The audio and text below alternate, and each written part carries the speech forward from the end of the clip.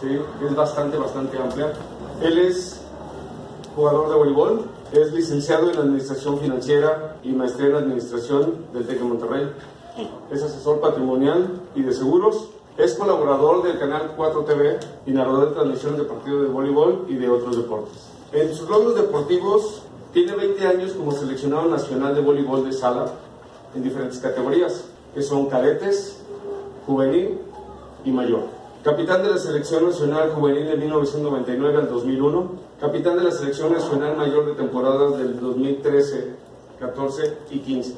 Tiene 182 juegos internacionales con la selección mexicana, más de 25 países representando a México con la playera de nuestra selección. Ha tenido participaciones en los Juegos Centroamericanos y del Caribe, en Salvador 2002, en Mayagüez 2010 y Veracruz 2014. También tuvo la participación en los Juegos Panamericanos de Brasil 2007 y Guadalajara 2011. Tuvo 2 participaciones de mundiales universitarios en Corea 2003 y Tailandia 2007. Tiene 3 campeonatos mundiales: campeonato mundial juvenil en Arabia Saudita en 1999, tiene un campeonato mundial en Italia 2010 y campeonato mundial en Polonia 2014. Ha sido contratado como refuerzo para jugar en la Liga Profesional de Bélgica también, en el club BDK Jet Volley Club. Y principal logro, y creo que para todos los mexicanos es muy importante, formó parte de la selección olímpica de voleibol y participó en los Juegos Olímpicos de 2016 en Río de Janeiro, tras 48 años de ausencia del voleibol varonil en México para participar en los Juegos Olímpicos. Con eso quiero recibirlos con un fuerte aplauso, por favor, a Jorge Luis Quiñones Sazo.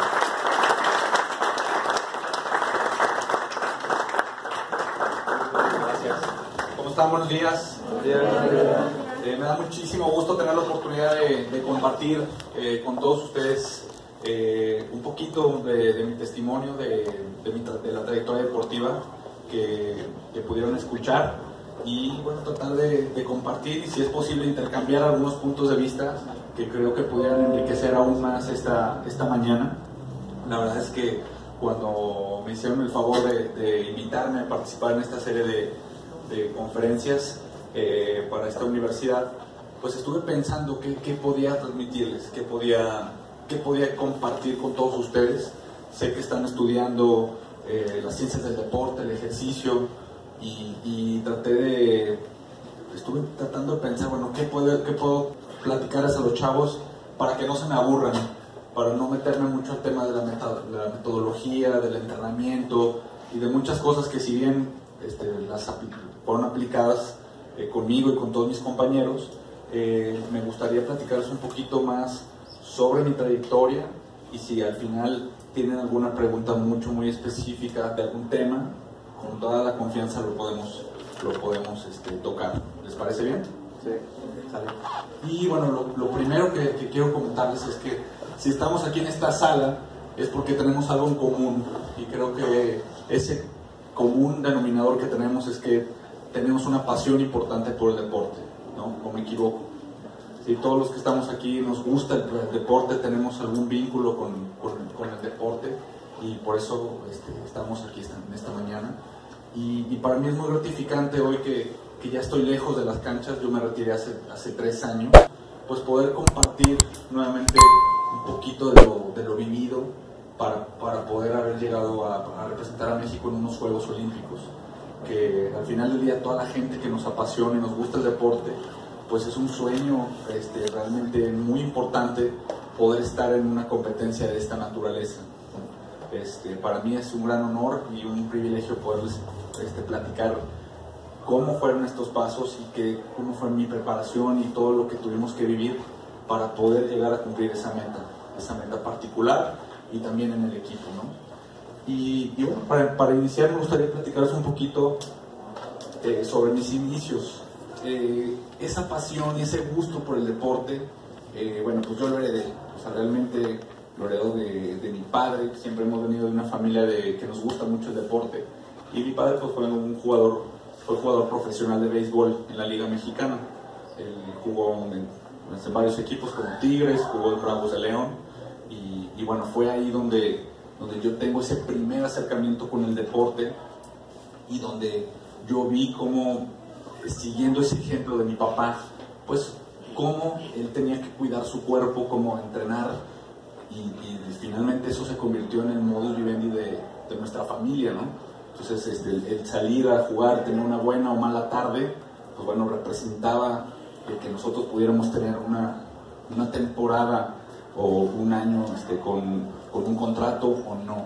Entonces desde muy pequeño pues yo estuve muy familiarizado con todo el mundo del deporte, y obviamente pues sentía una gran pasión, y como cualquier niño pues yo trataba de imitar los pasos de mi padre, ¿no?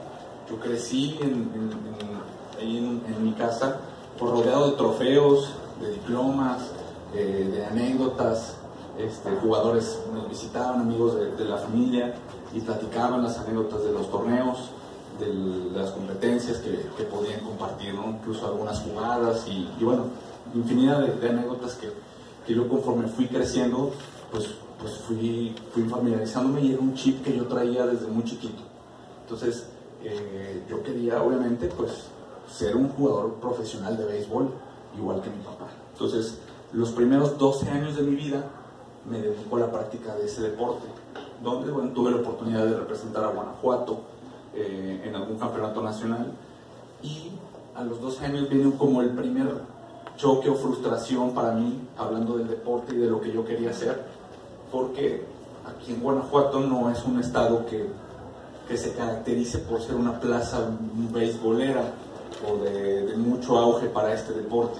Entonces a los 12 años, yo radico en la ciudad de León, me quedo sin la posibilidad de jugar béisbol en una liga infantil o una liga donde yo pudiera seguir mi desarrollo como pelotero, y tenía que decidir entre seguir a jugar ya con ligas semiprofesionales, ya con gente mucho más grande que yo, y en ese momento pues era adelantar muchos procesos que a lo mejor no me correspondían ni como deportista ni tampoco como individuo, como persona. Entonces tuve que dejar en stand-by ese sueño por unos momentos, y fue ahí donde tuve la oportunidad de conocer el voleibol. Entonces, cuando yo estoy en la secundaria, un profesor que era fanático del béisbol y conocía a mi papá, me vio y vio que no estaba inscrito en ningún deporte, y me preguntó: oye Jorge, ¿y qué vas a hacer? ¿Te vas a quedar sin jugar nada? Y dije: pues es que aquí no hay béisbol en la escuela, no está el deporte. Y me invitó a jugar voleibol. Me dijo: oye, ¿por qué no vienes a jugar voleibol? Sigues practicando ejercicio, te ejercitas, y tú vas a ser un chavo muy alto. Mi papá es aún más alto que yo, entonces ese entrenador tuvo la virtud de decir: ¿sabes qué? Tú vas a crecer, y la estatura te puede ayudar para este deporte. Y así fue como llegué a la práctica del voleibol. Llegué, pues la verdad, un tanto incrédulo. Yo simplemente quería participar, pero pues me doy cuenta que tenía ciertas habilidades. Yo en el béisbol era lanzador, entonces cuando llego a mi primer práctica de voleibol, el entrenador tuvo la visión de decirme: oye, ¿cómo lanzas la pelota en el béisbol? Pues, simule un movimiento, ¿cómo tiras una curva? ¿Cómo tiras un slider? Bueno, pues esos mismos movimientos que haces en ese deporte los vas a hacer en el voleibol. Entonces pues me di cuenta que podía dominar la pelota con relativa facilidad, y así fueron mis inicios. Si bien por mi formación y por lo que yo he vivido, que les comparto, siempre tuve como la visión de tomarme el deporte muy en serio. Entonces cuando llego al voleibol empiezo a practicar 2-3 meses, y rápido me doy cuenta que puedo competir, si bien al inicio no ganábamos, pero empiezo a competir, y eso pues me llenaba mucho de satisfacción. Y bueno, aquí están más o menos, yo empiezo la práctica del deporte como a los 14 años, 13, 14 años, por ahí está mi primer equipo, después mi primera representación con el estado de Guanajuato, un poquito más grande ya en el bachillerato. ¿Y por qué les platico todo esto?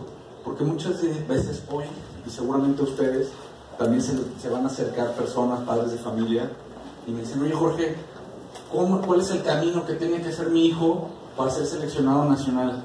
¿Qué tiene que hacer para poder llegar a unos Juegos Olímpicos? ¿Qué tiene que hacer para poder salir a jugar a X competencias? Entonces, muchas veces yo les platico esto, que es la realidad. O sea, yo no empecé jugando voleibol ni era de una familia de voleibolistas en donde tuviera un camino sencillo para poder llegar al máximo nivel en México y en el mundo en este deporte. Tuve que ir poco a poquito, pues abriendo trecho, abriendo brecha y conociendo cómo era el proceso que hay que seguir, ¿no? Y hoy en día, pues bueno, ustedes deben de saber mejor que yo, pues, toda la estructura de los juegos con ADE y todo lo que hay hoy en día. Ese es el camino que hay que seguir, el cual yo seguí. En ese momento se llamaba Olimpiada Juvenil, y empecé pues como en la prepa, en la secundaria, representando a mi institución. Después salí a jugar los municipales, después el estatal, para después ser tomado en cuenta en un campeonato nacional, y ahí, a ver, en una buena tarde, ser considerado por algún visor para poderte jalar a las pruebas que existen para poder representar un representativo nacional, o dar marcas si son deportes individuales. Ese es el camino que hoy en día sigue existiendo para cualquier deporte y cualquier disciplina a la que me platiquen. Primero tengo que destacar en mi municipio, en mi escuela, después siguiente nivel, estatal, y llegar a donde finalmente están los mejores competidores del país, para poderme medir y ver de qué manera puedo destacar. No hay otro camino.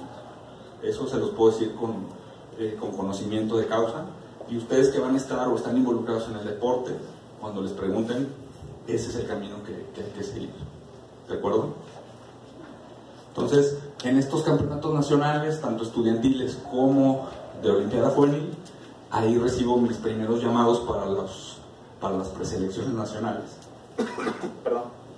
Para la preselección nacional, y ir al Comité Olímpico a hacer unas pruebas donde van toda la gente de todo México a probarse y buscar una oportunidad, ¿no? Entonces, aquí les comparto algunas fotos de mis primeros representativos con el equipo nacional. Llegar ahí al Comité Olímpico para mí fue un sueño hecho realidad. Fue estar cerca ya de mi sueño, que era representar a mi país, no en el béisbol, pero bueno, sí en el voleibol. Yo había escuchado muchas anécdotas de mi papá en el Comité Olímpico entrenando y todo, y cuando la primera vez que tuve la oportunidad de llegar ahí y ver todo ese santuario del deporte de nuestro país, fue una experiencia increíble. Fue increíble. Yo recuerdo que me encontré en ese momento a Ana Guevara, que estaba en su momento en plenitud entrenando, y para mí todo eso fue sumamente motivante, ¿no? Si bien yo estaba iniciando, tenía 16 años, pero todo eso me motivó a seguir estando ahí, ¿no? A seguir y aferrarme a ese sueño. Entonces, si bien lo que no me gustó tanto es que en esa primera ocasión, pues llego y me doy cuenta que las personas con las que yo iba a competir, había 50 y tantos jugadores, 52 jugadores, si no me falla la memoria, que estaban buscando un lugar para quedarse en el equipo. En ese tiempo era una selección de cadetes que es como la infantil, sub 15, 16, más o menos, de todos lados del país. Había gente más alta que yo, más fuerte que yo, con más talento, y sin embargo teníamos 2 meses para entrenar y demostrar y ganarnos un lugar. Esos fueron los inicios de mi trayectoria internacional, y bueno, pues me di cuenta que tenía que hacer, ¿qué es lo que tenía que hacer para quedarme dentro de esos 12? Pues ahí tratar de aferrarme a lo que yo había estado viendo durante muchos años en casa. ¿Qué es lo que trataba de hacer? Ser el primero en llegar a entrenar, descansar bien, comer bien, estar pendiente, trabajar un poquito más para poder mejorar en ciertos puntos que yo veía que el entrenador le gustaba, ser disciplinado tácticamente. Eso es muy importante. Ustedes que están estudiando el entrenamiento deportivo, la disciplina táctica, ¿sí? Hay muchos jugadores que solamente buscan el lucimiento personal, y dejan a un lado el objetivo del trabajo en el equipo cuando son deportes de conjunto. Entonces, afortunadamente me di cuenta rápido de eso, y dije, bueno, pues si hay tantos jugadores con tanto talento, pues tengo que hacer algo diferente a lo que hacen los demás compañeros, ¿sí?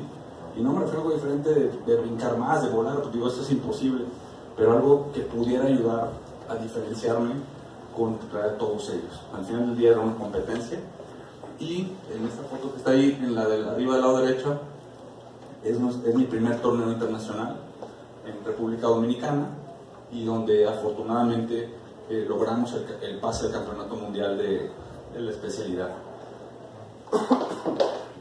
Entonces, ahí inicia esa trayectoria de 20 años prácticamente representando a México en diferentes torneos, ¿no? Que es algo que también me llena mucho de orgullo, y que les quiero tratar de transmitir hoy, que el llegar a la selección mayor, a la selección olímpica, pues fue un proceso largo donde primero hay que ir cadetes, juvenil, después selección estudiantil, después selección mayor, y así sucesivamente. Y todo esto lo único que hace es ir llevando un proceso tanto físico como mental, como deportivo, para ir consolidando esas etapas del entrenamiento y de tu desarrollo como deportista para llegar a una categoría mayor. Sabemos que hay gente con muchísimo talento que a los 16, 17 años, bueno, ya tiene la capacidad de estar jugando con equipos mayores o brincarse esas etapas, pero bueno, son garbanzos de libra. La mayoría de las personas pues lleva un proceso que seguir. Aquí ya es la última etapa del camino rumbo a los Juegos Olímpicos, ya es con la selección mayor, donde bueno, están algunas fotos en el Juan de la Barrera, que nunca me imaginé jugar en el auditorio Juan de la Barrera lleno con 7, 8 mil personas allí. Juegos centroamericanos, los campeonatos mundiales, y bueno, poder llegar también a ser el capitán de la selección mayor. Eso me llevó mucho tiempo de estar ahí entrenando, trabajando, siendo constante, tratando de ayudar al equipo dentro y fuera de la cancha.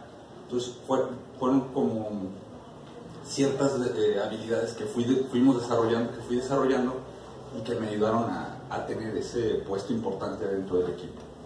Les quiero compartir esta fórmula. Les comentaba que no quería hablarles mucho de metodología de entrenamiento, de meterme mucho a cuántas horas y todo lo que el alto rendimiento a veces nos exige. Pero sí les quise compartir esta fórmula que para mí es muy importante. ¿Alguno de ustedes ha escuchado en un entrenamiento o ha utilizado la palabra o ha escuchado, hey, échale ganas? ¿Lo han escuchado en el ámbito del deporte? Sí, ¿mucho o poco? ¿Y alguien me puede decir cuál es el significado del échale ganas o para qué lo ocupamos? ¿Que me pudiera compartir alguien? De que se esfuerce más la persona. ¿Qué, perdón? De que se esfuerce más la persona. Que se esfuerce más la persona.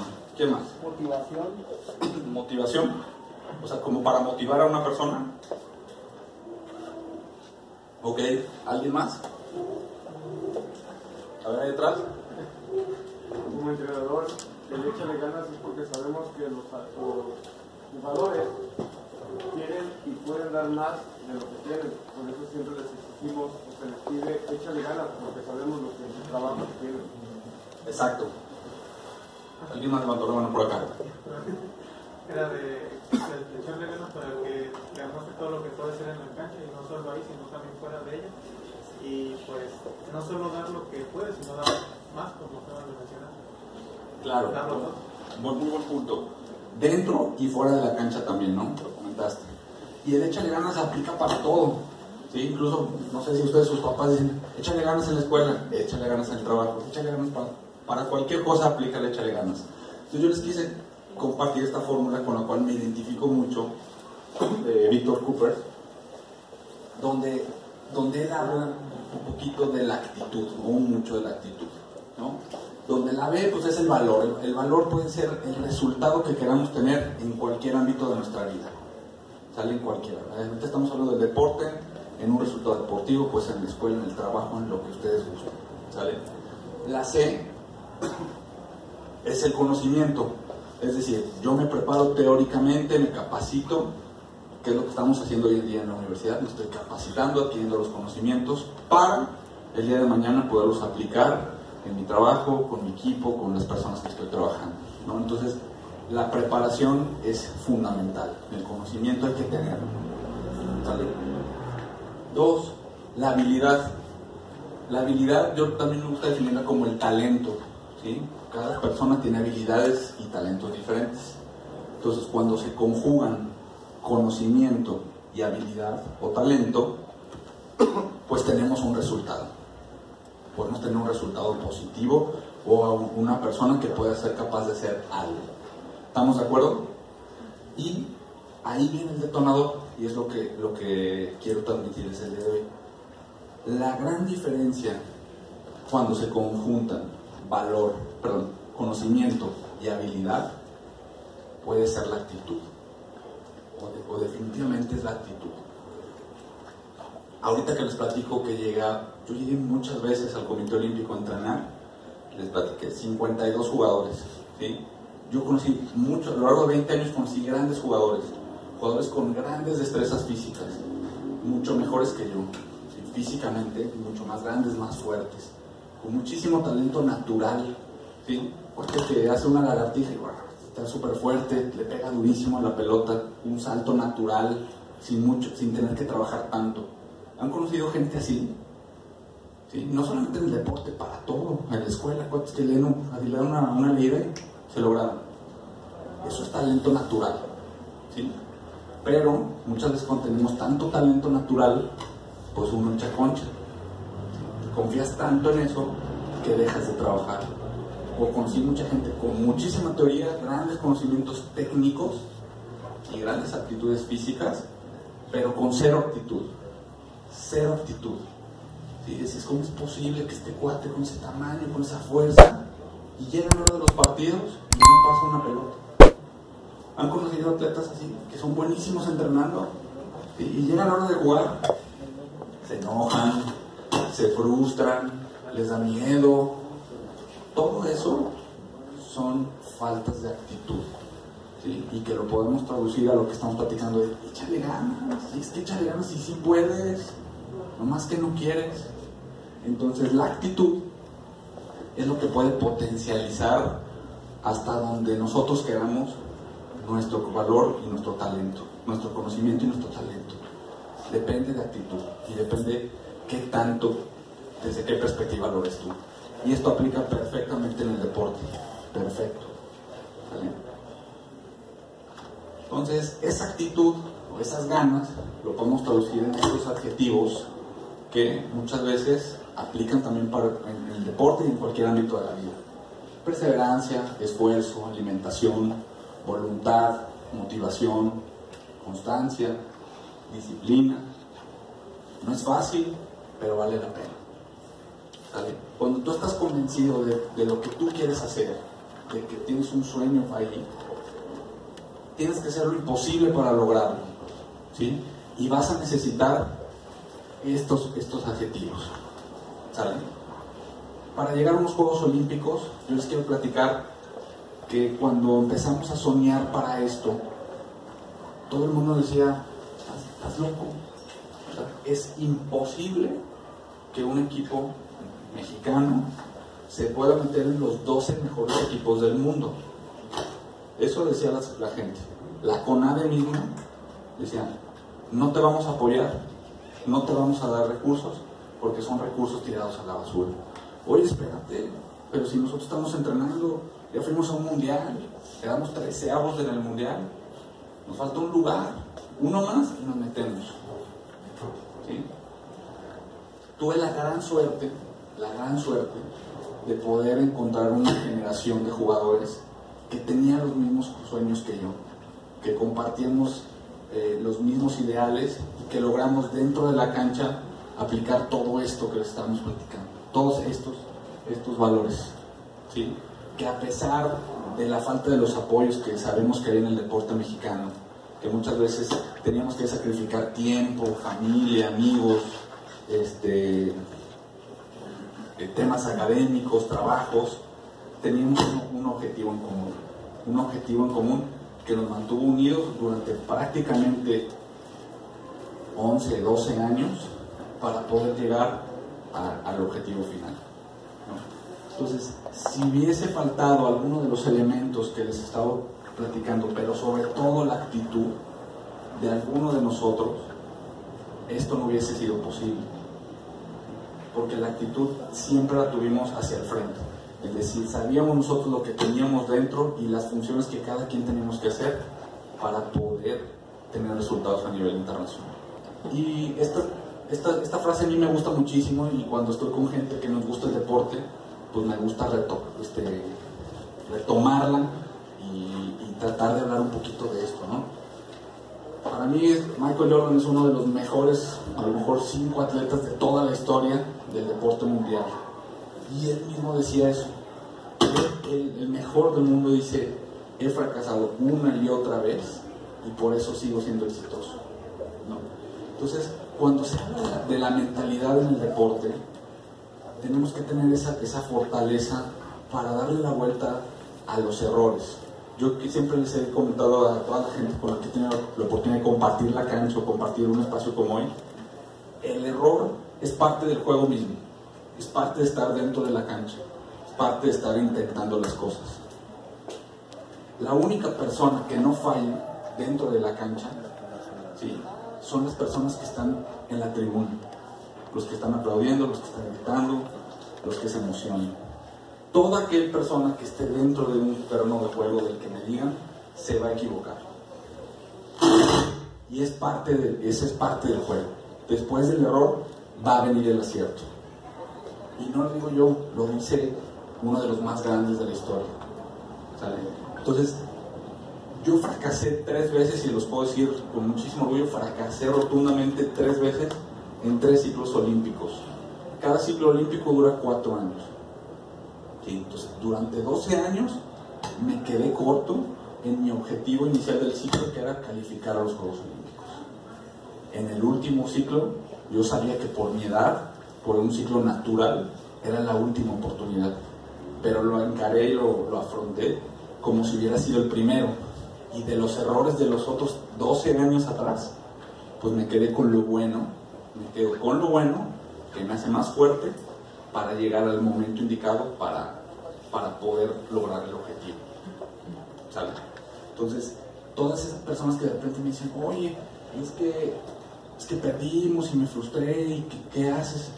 O me equivoqué tal vez y lo estoy practicando, es lo más normal. Preocúpate cuando no falles. Quiere decir que no te están juntando, que no estás en la banca o que estás en la tribuna. ¿Sabes? Que eres un aficionado al deporte de sofá, en la tele. Hay que estar ahí adentro para fallar e intentar bolas. Y eso sí, ¿en dónde vas a corregir eso? En los entrenamientos. La única manera de dar la vuelta a esa situación es entrenando, y eventualmente lo vas a resolver. A la hora buena, cuando lo necesitas hacer, vas a meter el punto, vas a hacer el tiro, lo que sea, para conseguir ese resultado. Pero primero tengo que estar convencido yo de que soy capaz de hacerlo para poderlo ejecutar. Si tú empiezas a dudar, entonces no va a haber nadie que te pueda ayudar en ese momento, ¿sale? Otra frase que me gusta muchísimo y que tiene que ver con todo este camino que les estoy platicando es esa, y es cierto. Dice: no siempre vas a estar motivado, ¿sí?, pero tienes que ser disciplinado, ¿sale? Y a ver, ustedes saben más esto que yo. Nosotros, los deportistas de alto rendimiento, el deporte profesional o al nivel que me digan, los atletas no son robots. Tenemos sentimientos, somos seres humanos, hay lesiones, hay conflictos familiares, hay temas personales, hay infinidad de cosas que pueden afectar en tu desempeño o en tu motivación, ¿sí? No es cierto que durante 20 años siempre estuve súper motivado y a ver, no, me lastimé, ¿sí? Perdí unos torneos importantes, pero ¿qué me sacó adelante? Y la disciplina, el levantarte al día siguiente a volver a entrenar, hacer tu rutina, ¿sí? Eso te va dando confianza, lo pones en tu mochila y estás listo para el siguiente partido. Más allá de lo que esté pasando fuera de lo que tú estás haciendo, ¿sí? Muchas veces en el deporte, ¿cuántas veces hemos escuchado? No, es que no fui a entrenar porque tenía examen, porque me mordió el perro, infinidad de pretextos, ¿sí? Cuando a lo mejor no tenías ganas de ir a entrenar y no fuiste, ¿sí? Ahí es donde aplica esto. Hay que ser disciplinado y estar ahí, hay que ser terco, terquearle para poder revertir esas situaciones o esos baches que podemos tener. Aquí nos jugábamos el pase a los Juegos Olímpicos, en ese juego. En 18 años de trayectoria, jamás había habido tantos medios de comunicación cerca del equipo. Nunca nos habían hecho caso, ¿sí? O tanto caso, ¿sí? Los tuvimos muy cerca, los teníamos en el hotel de concentración, y entrevistas, y qué opinan, y 48 años de espera, y que si pesa todo eso. Entonces, todas esas preguntas de pronto nos hicieron como cambiar el chip y decir, oye, sí es cierto, en un partido nos jugamos la historia de nuestro deporte, que para nosotros, para mí, pues, es el más importante, el que estaba jugando en casa, con todos los factores a favor. Entonces, sí es un momento donde existe tensión, no les voy a decir que no. ¿Y por qué me gusta platicar de este momento? Porque muchas personas que practican deporte hablan de la presión y dicen, cuando el árbitro pita, en ese momento, híjole, no sé qué pasa, y empiezo a sentir mariposas en la panza y las piernitas me tiemblan, y entonces lo que estuve practicando no me sale, ¿no? Entonces, es un momento que yo siempre les he dicho, el día que no sientan esa presión, esa adrenalina, hay que retirarse del deporte. De verdad. Es importante sentir esa adrenalina, que es como una llama para decir, estoy compitiendo, esto no es un entrenamiento, voy a competir. Y eso cambia totalmente mi intensidad y mi enfoque mental para ese momento, ¿sale? Aquí es justamente unos minutos antes de iniciar a jugar. Y siempre yo fui un jugador sumamente disciplinado, un jugador de muchas rutinas, de muchos rituales, si ustedes quieren. Se habla mucho de los rituales, las cábalas, pero siempre fui un jugador de mucha rutina. Desde a qué hora me levanto, si el entrenamiento era a tal hora, a qué hora hay que entrenar, a qué hora hay que comer, a qué hora me baño, a qué hora me relajo un poquito, para estar listo en ese momento, ¿sí?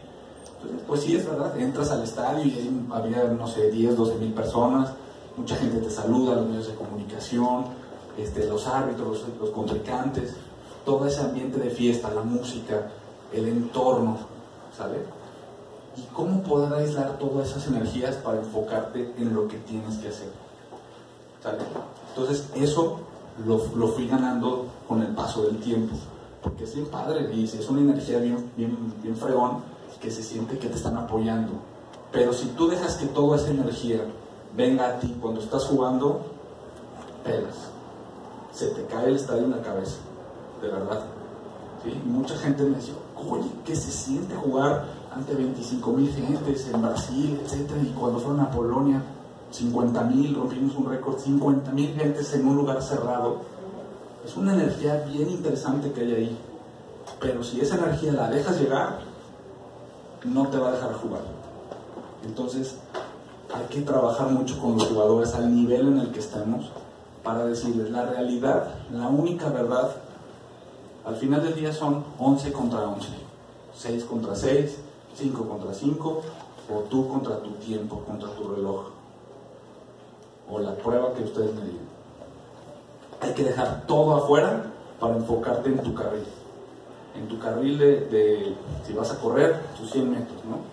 Pero tratar de tener tu mente en lo que tienes que hacer, ¿sale? Entonces, y trabajar en esos rituales que les comentaba, ¿sí? Pídanle a sus alumnos que se enfoquen en eso, que sean esos rituales.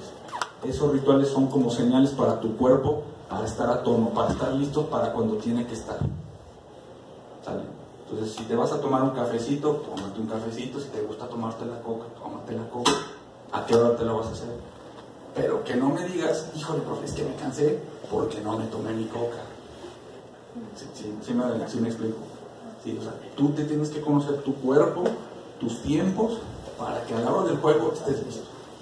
Entonces, todo ese entorno que les platico, ¿en qué momento? Aquí está, a ver si corre el video.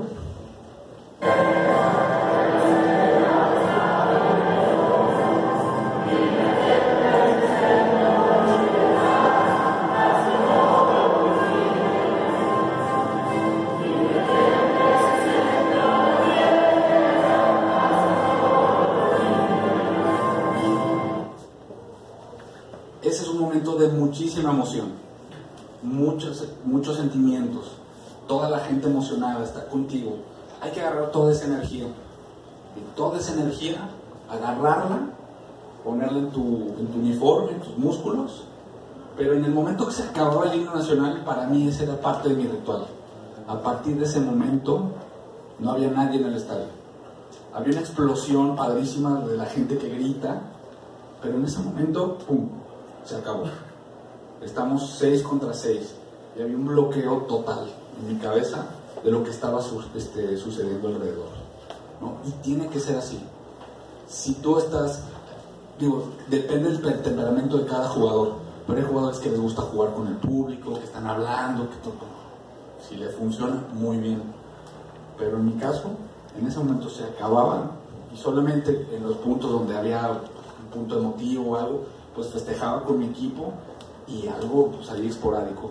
Pero nunca fui un jugador que le gustaba voltear a mandar besos a la novia o a la familia, a los hijos, a mis padres o a quien estuviera por ahí, ¿no? Entonces, eso del manejo de las emociones es muy importante dentro de la cancha. Yo tenía 2 cosas que hacer. Una, asegurarme que mi esposa y mis hijos estuvieran dentro del estadio cuando entraba a calentar.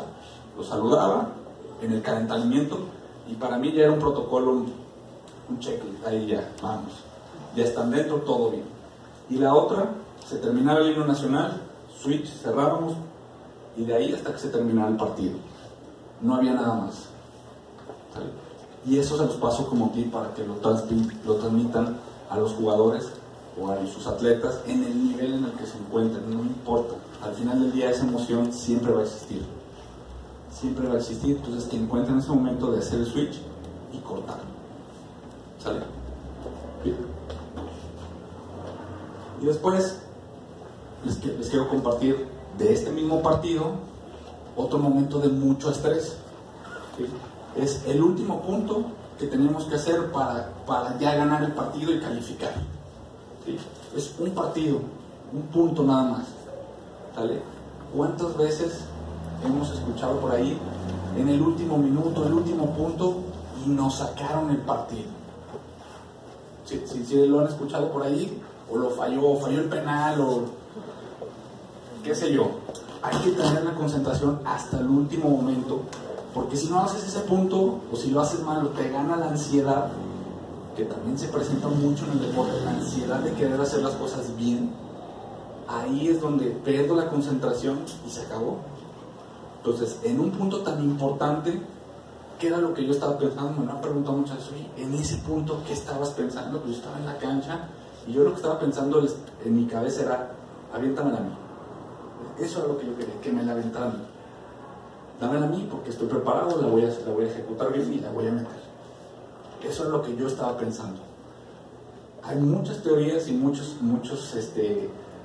tenido muchas charlas de esto al respecto, donde muchos jugadores en ese punto importante están pensando que no me caigan, que no me agrade. ¿Sí? Entonces se la dan y ¿qué pasa? La fallas. ¿Sí? Híjole, si me cae la voy a fallar. No, tienes que estar pidiendo la pelota en todo momento, no nada más en esa. Y en ese punto, para mí, era un punto más. Es un punto más. Oye, pero era el último para calificar a Juegos Olímpicos. Sí, pero es un punto más. Lo he entrenado 20 años. Estoy preparado para este momento. Si yo me pongo a pensar que en ese punto nos estamos jugando el pase los Juegos Olímpicos y toda la gente y me está viendo, pues claro que me van a empezar a temblar las piernas. ¿Sí? Por eso es importante el switch que les digo. Ya empezó el juego, se acabó. Es un partido más. 6 contra 6, 6 contra 6.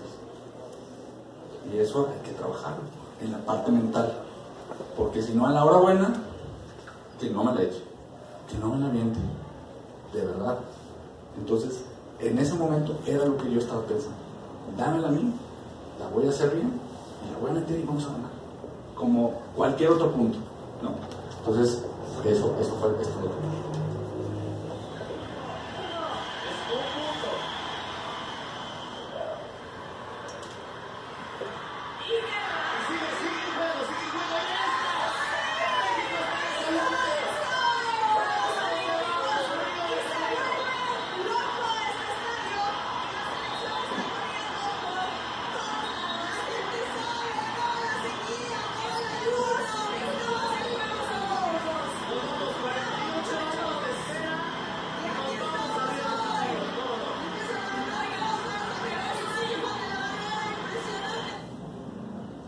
Entonces, todo ese entorno tiene que quedar afuera en ese momento. Y ahorita, pues, ahorita sí me emociono, ahorita sí ya lo disfruto, ¿no? En ese momento no pasaba nada, ¿sale? Estábamos preparados para ese punto, para ese momento. Y hay que trabajar las emociones con nuestros atletas para poderlo capitalizar así. Esto que les comparto hoy, les dije hace unos momentos, fracasé en 3 ciclos olímpicos. Probablemente en los anteriores me equivoqué o nos equivocamos, ¿sí? Entonces, hoy mi conclusión es, nos pusimos ansiosos, ya los teníamos, creíamos que ya habíamos ganado, pero lo importante fue la disciplina, trabajar la motivación a pesar de la derrota, para decir, ojalá trabajar para crearnos esa oportunidad otra vez, y en el momento que la tuvimos, la aprovechamos, ¿sale?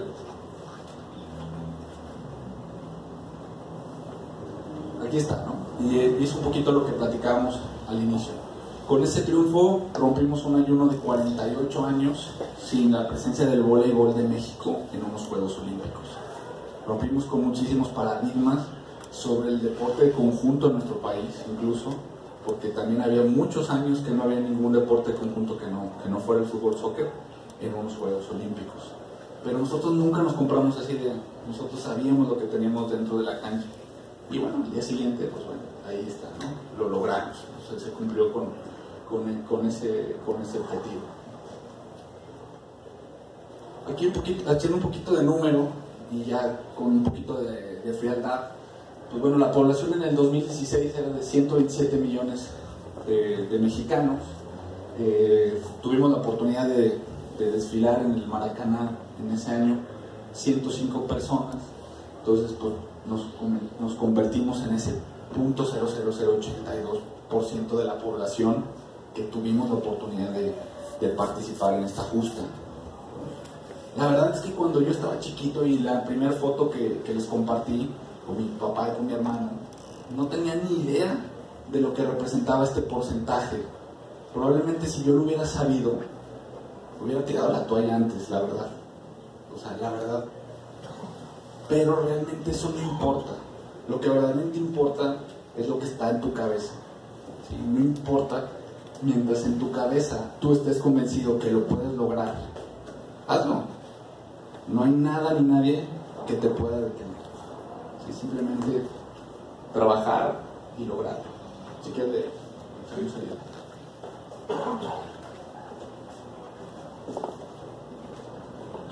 Aquí les comparto, bueno, pues después de todos esos años, este momento.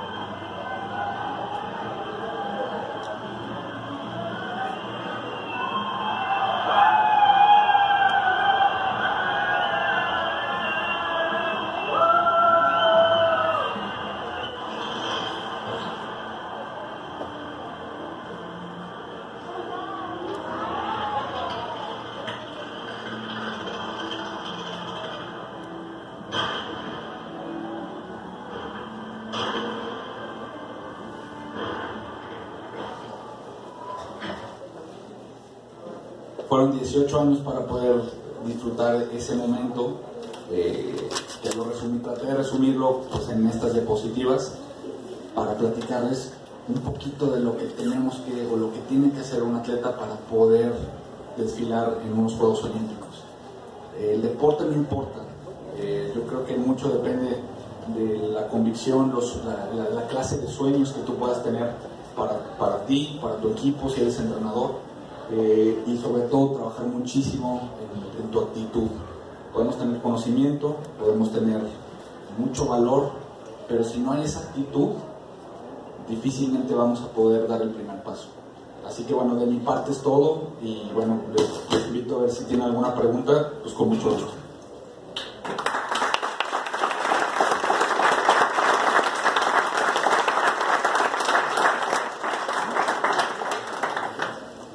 ¿Alguien tiene alguna pregunta?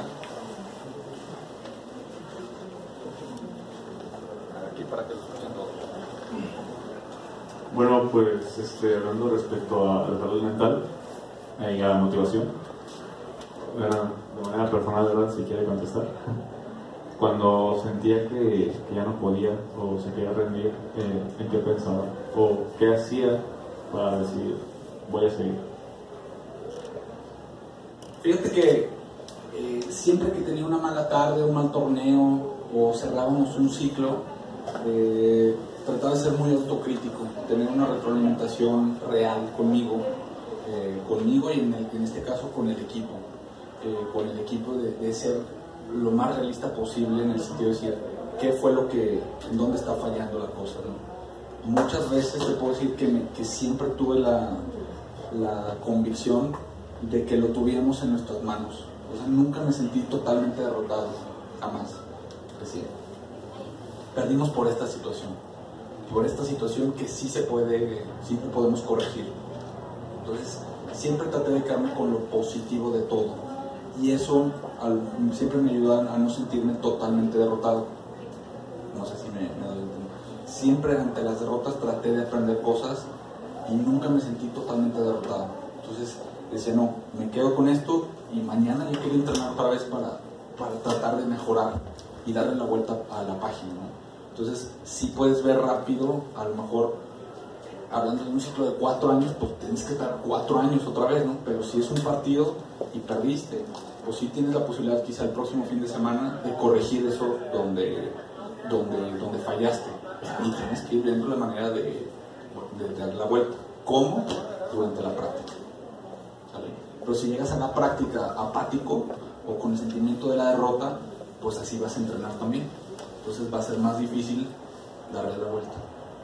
¿Alguien más? Bueno, más que una pregunta, es un comentario personal.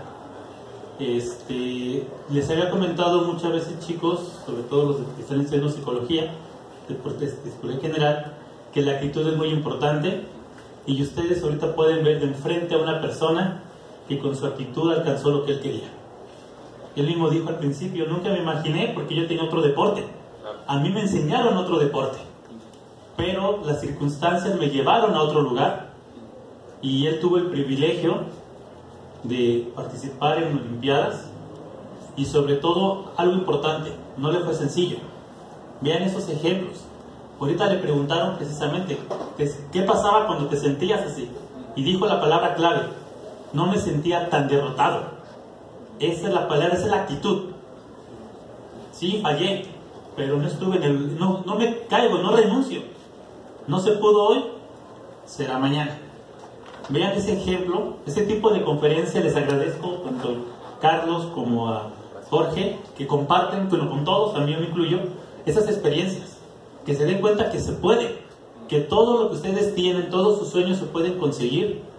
Y aquí hay un ejemplo, la verdad, lo admiro, felicidades, es un ejemplo, y todavía tiene el privilegio de decir, ya me retiré, ya lo puedo ver desde otra perspectiva diferente, más objetiva, de lo que coseché. Porque también hay que saberse retirar cuando ya uno dice, llegó mi momento, luché, llegué a la meta, y otra vez felicidades, y que siga teniendo más éxitos. Bien, María, gracias. En la parte de alimentación, ¿cómo es que la cuidaba? Es decir, ¿llevaba como que un plan en específico junto con un nutriólogo, o simplemente era como que de su parte cuidar lo que comía? Excelente pregunta. Por ahí en alguna de las diapositivas, no sé si viste que decía alimentación. Y fíjate que conforme fue pasando o fue incrementando el nivel y la exigencia, al inicio la verdad es que, pues, como que nos decían, pues métele a la pizza, carbohidratos, y una azuquita y vámonos, ¿no? O sea, la verdad, eso era lo que se comía anteriormente. Pero cuando llegamos a cierto nivel donde nos dimos cuenta que queremos ya estar en la élite mundial, todo cuenta, todo. Y la alimentación es un proceso fundamental. Yo te puedo decir que para los Juegos Panamericanos de 2011, nosotros acabamos de llegar de un campeonato mundial en Italia y nos quedamos en 13º lugar. Y bueno, pues la retroalimentación fue, bueno, ¿qué nos falta para estar en el top 10 mundial? Y pues una de las retroalimentaciones o áreas de oportunidad del equipo en general, pues era mejorar el aspecto físico y cuidar esos detalles, ¿no? Que la verdad no los considerábamos. Teníamos unas cargas de entrenamiento bien de muchas horas, y la verdad es que las porciones y todo lo que comíamos nos lo dejaban pues, al hambre, y hacíamos nuestras 3 comidas y ya. Pero en ese momento que tuvimos un muy buen resultado, nos asignaron a un nutriólogo, y en ese momento ya no voy a hablar del tema de cómo te ves, sino el nivel de rendimiento. Fue fundamental, fue un cambio radical del 2010 al 2011, que fueron los Juegos Panamericanos, que era una competición muy importante para nosotros. Fue un cambio tremendo cuando nos dijeron y nos educaron a comer como debíamos y las cargas como debíamos de hacerlas, en base al ciclo de entrenamiento en el que estábamos haciendo. Entonces sí fue algo que tuvimos que adoptar, pero yo personalmente te puedo decir, en el momento que lo hice me di cuenta que rendía muchísimo más de como lo hacía anteriormente. Sí, puede tener entrenamientos de mucho más calidad, menos lesiones, mayor recuperación, pero fue un cambio tremendo. Así que es sumamente importantísimo. ¿Quién más? Yo tengo una pregunta. Ok. Comentas, esta parte creo que es algo importante para todo atleta, para todo deportista, igual que todas las personas que estamos aquí creo que han hecho deporte en alguna ocasión. Yo me incluyo en esa. Pero si tuviste varias lesiones, normalmente los entrenadores te decían descansa, ¿no? Para que te recuperes. Pero la cosquillita de que no, ya me siento bien, volvemos a jugar y nos volvemos a lesionar. ¿Tú cómo trabajaste esa parte? En el sentido, si llegaste a tener una lesión y como todo jugador y como todo atleta, nos dan las ganas de volver a jugar y nos volvemos a lesionar. ¿Te pasó en alguna ocasión y cómo lo superaste en esa parte? Sí, claro. Yo creo que la lesión es parte del deporte, y más cuando lo vas llevando al alto rendimiento y a la alta exigencia, es parte de. Entonces se convierte en una lucha entre cuidar la alimentación, cuidar la preparación física, para que sea un tema preventivo a la lesión y que tu cuerpo esté adaptado para soportar esas cargas de entrenamiento sin que te lastime, ¿no? Pero eventualmente, pues bueno, por el uso y por la carga que le das a tu cuerpo, va a venir una lesión.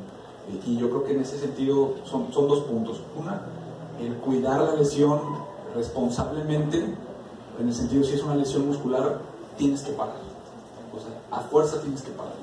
El músculo no se regenera de otra manera más que descansando, ¿sí? Si es otro tipo de lesión ósea, a lo mejor, pues bueno, hay que darle su tiempo al hueso para que puedas sanarlo, después fortalecer nuevamente y poder estar dándole duro a la carga.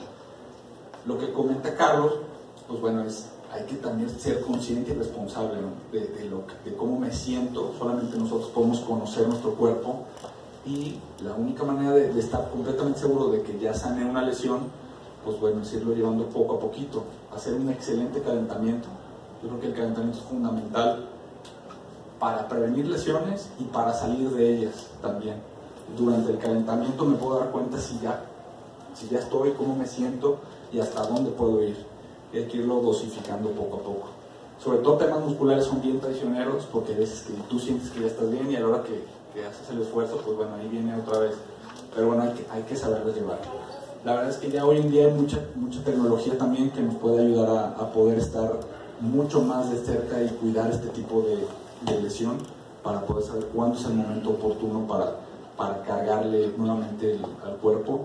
Y también la otra, pues la tolerancia al dolor, ¿no? Digo, ya en el alto rendimiento muchas veces te acostumbras a jugar con dolor, dolor con lesiones que, insisto, que no son a lo mejor musculares, el que puedes estar ahí pues echándole manitas para poder estar ahí, pero solo en temas para cosas o competencias que no pueden esperar, porque si tú descuidas, a la larga eso va a disminuir tu vida deportiva. La preparación física pues es fundamental para poder cuidarte y prevenir ese tipo de lesión, cualquier tipo de lesión. ¿Usted siempre ha estado dentro de la cancha? O sea, ¿nunca había estado en banca? Sí, por supuesto que estuve en banca, no siempre estuve dentro de la cancha. Eso es muy importante, también asumir qué rol te toca jugar en ese equipo. Hay veces que el entrenador, tu estilo, tu técnica, tu manera de jugar, pues le gusta más como un revulsivo, como un jugador de cambio, o le gusta que estés dentro. Siempre hay que tener esa actitud receptiva para ver cuál es el rol que te toca jugar dentro de un equipo, si es que es un equipo. Si te toca estar desde la banca, ¿cuál es el rol que voy a hacer desde la banca? ¿Sí? Puede ser desde apoyar al compañero hasta entrar en un punto crítico a hacer una sola acción. Pero es muy importante siempre no frustrarte por el hecho de estar en la banca, al contrario. Si eso es lo que te toca hacer, hazlo al 100% en lo que te toca hacer. Si te toca estar dentro de la cancha, dentro de la cancha. Cuando me tocaba estar afuera, pues bueno, estar afuera y esperar mi momento. ¿Sí? Apoyar al compañero, esperar mi momento. Nunca me gustó ser un jugador que estuviera contándole los errores al compañero para yo estar esperando mi lugar. ¿Sí? Y eso es algo bien importante en los equipos de conjunto, que sucede mucho. No, y tal por cual, mira cuántas falló y no lo saca. No, yo he escuchado muchas veces y a mí a la primera me sacó. A ver, pero hay que tener un panorama un poquito más amplio, porque es bien complicado. Entonces, hay que apoyar al compañero y cuando me toque estar, lo voy a hacer bien, ¿no? Para ayudar al equipo. Al final, todos ganan o todos pierden, no gana uno.